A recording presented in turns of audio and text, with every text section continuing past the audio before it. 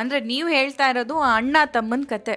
ನಾನು ಅಂದ್ರೆ ನೀವು ತಮ್ಮ ಅಣ್ಣನ್ನ ಸಪೋರ್ಟ್ ಮಾಡ್ಕೊಂಡ್ ಬಂದ್ರಿ, ಆಮೇಲೆ ಅಣ್ಣ ನನ್ನ ಮಗನಿಗೆ ಸಪೋರ್ಟ್ ಮಾಡಿ ಅಂತಂದ್ರಿ, ಎಲ್ಲರೂ ತಮ್ಮಂದ್ರು ಸೇರ್ಕೊಂಡು ತಮ್ಮಂಗೂ ಸಪೋರ್ಟ್ ಮಾಡಿದ್ರಿ, ಸಾರಿ ಮಗನಿಗೂ ಸಪೋರ್ಟ್ ಮಾಡಿದ್ರಿ. ಮಾಡಿ ಈಗ ಮೊಮ್ಮಗನಿಗೂ ಸಪೋರ್ಟ್ ಬೇಕು ಅಂತ ಕೇಳ್ತಿದ್ದಾರೆ, ನಾವು ತಮ್ಮಂದ್ರು ಕಾಣಿಸ್ತಿಲ್ವಾ ಅಂತ ನಿಮ್ಮ ಪ್ರಶ್ನೆನಾ? ಅವ್ರು ಅದು ಕೇಳಿದರೆ ಅದು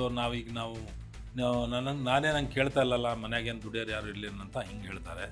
ಅಲ್ಲಿ ನಮ್ಮ ಸಮಾಜದ ಸ್ವಲ್ಪ ಜನ ಮುಖಂಡರಿಗೆ ಹಿಡಿದು ಅವ್ರ ಜೊತೆಗೆ ಇದು ಸಭೆಗಳಿಗೆ ಅಲ್ಲಿ ಇಲ್ಲಿ ಕಳಿಸ್ತಾರೆ. ನಮಗೇನು ಅಭ್ಯಂತರ ಇಲ್ಲ, ಬರಲಿ ಹೋಗಲಿ, ಎಲ್ಲ ಕಡೆನೂ ಆಕಸ್ಮಿಕ ಸಿಕ್ಕರೂ ನಾವೇನು ಮಾಡೋಕ್ಕಾಗಂಗಿಲ್ಲ.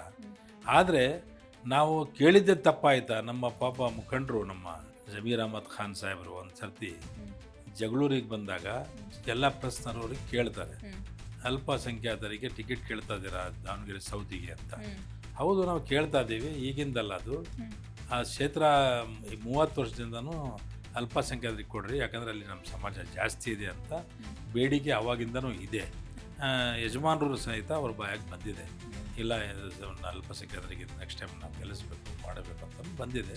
ಶಾಮನೂರು ಶಿವಶಂಕರಪ್ಪ ಇರುವಾಗ ಇದ್ದಂಗೆ ಕೊನೆ ಚುನಾವಣೆ ಅದಾದಮೇಲೆ ಅಲ್ಪಸಂಖ್ಯಾತರಿಗೆ ನಾನೇ ನಿಲ್ಲಿಸಿ ಗೆಲ್ಸ್ಕೊಂಡು ಬರ್ತೀನಿ ಅಂತ ಹೇಳಿದ್ರಂತೆ. ನೀವು ಕೊಡಿಸ್ಬೇಕು ಅಂತ ಬಂದು ಕೇಳಿದ್ದಾರೆ. ನಾನು ಅಲ್ಪಸಂಖ್ಯಾತ ನಾಯಕ ಅಂತ ನಂತವೆಲ್ಲ ಯಾರು ಹೋಗಿ ಕೇಳ್ತಾರೆ? ಕೇಳಿದ್ದೀವಿ, ಕೇಳೋದ್ರಲ್ಲಿ ತಪ್ಪೇನಿದೆ? ಕೇಳಲೇಬೇಡ್ದಾ?